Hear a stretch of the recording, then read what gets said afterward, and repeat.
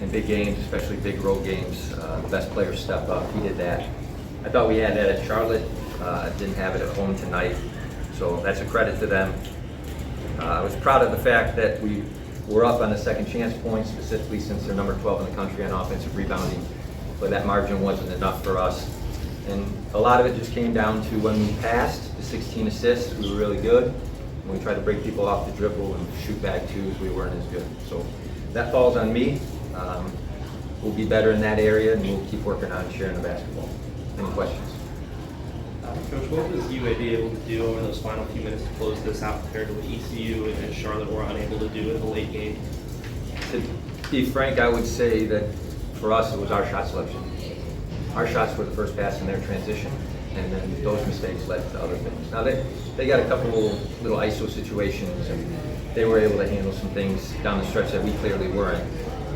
Maybe the free throw disparity, that's only +4. At the end, I would point to our shot selection and then say it flowed from there.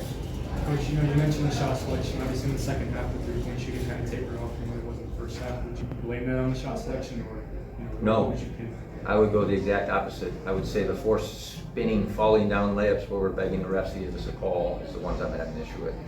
And then the threes at times maybe were rushed, but when we shared the basketball and played the right way, to me, when we took the right threes in the first half, we already shot the ball pretty good today. So my answer would be the opposite. We did not honor the math, and we did not share. Coach, earlier in the season, we saw Nico taking a lot of looks, really early especially. Tonight he only had one shot. He had multiple looks, but decided to kick it out. Was there any reason for that, or just? No, I thought Nico played more, and going back he probably should have, or played well, but going back he probably should have played more. And his shot selection isn't the issue. The thing with them is one possession you're in man, then you're in man switching, then you're in 1-3-1, then you're in 2-3. And so being able to flow in and out of things, usually Trey is the curveball, and then Nico is the second point guard that really separates us. And I thought Nico did a good job. He had 3 assists. And then I thought Trey did a good job in that situation scoring today, but the 1 assist, he didn't share as much as we thought he could because of the mismatch that he had. Coach, obviously you guys had 11 turnovers. Was there something that UAB was throwing at you guys that was forcing those turnovers, or was that? No, there's a few that are confusing. In a possession game that high, that's probably under our goal. We want 11 or less. That's actually our goal. So we're hovering right where we need to be. Our defense is under 45%, not great, but it's there. At the end of the day, I think it's our shot selection, and then EX 10-13. They had somebody to go to down the stretch that delivered, and we missed some shots down the stretch. Coach, obviously wasn't the best night for Leland Walker. 4 points on 2 of 14 shooting, especially as the UAB defense made things difficult for him when he tried to get into the paint for shots around the rim. What will be key for him to get back on track in that area, as well as creating more opportunities for his teammates to cash in on those scoring opportunities? I think it's a simple read. If the 5-man's at the rim, you've got to dribble it out or kick out, and if the guard's at the rim, then you can attack.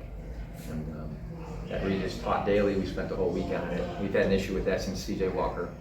And when our guys realize that, to me, X is a high major big, let's be honest. When they have high major bigs at the rim and you challenge them and they go vertical, the refs are not bailing you out, especially at this level in an ESPN game. So we'll continue to work on that until the guards get it. That's my fault. But moving forward, the 5's down, we're kicking out.